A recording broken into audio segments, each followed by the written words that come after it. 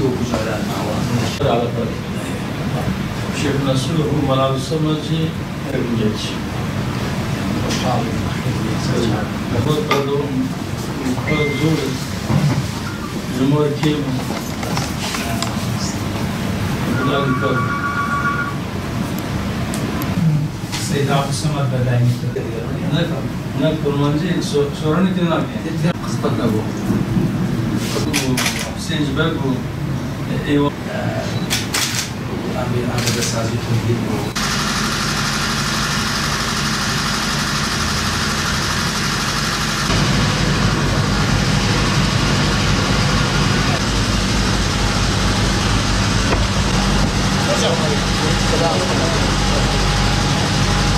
شيخ مرحبا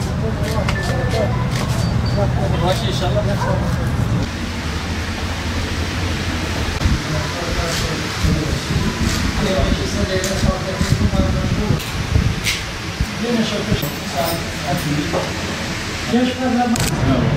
سلامتي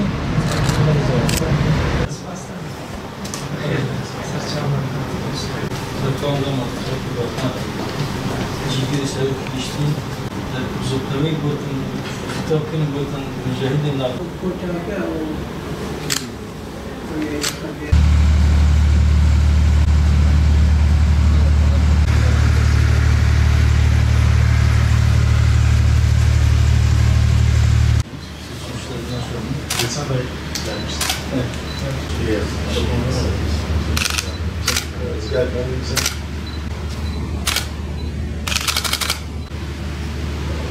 Ödebeyle böyle işler geçiyor.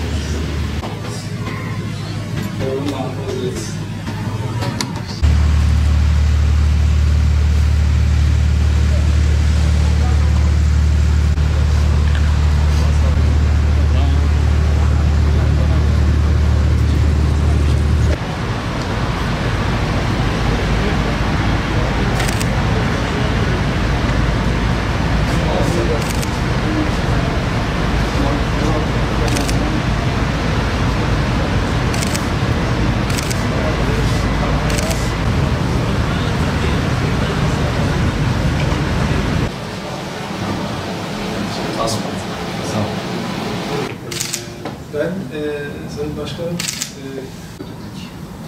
biz de Bağdat'tan genç memurlar nasip etti. Evet.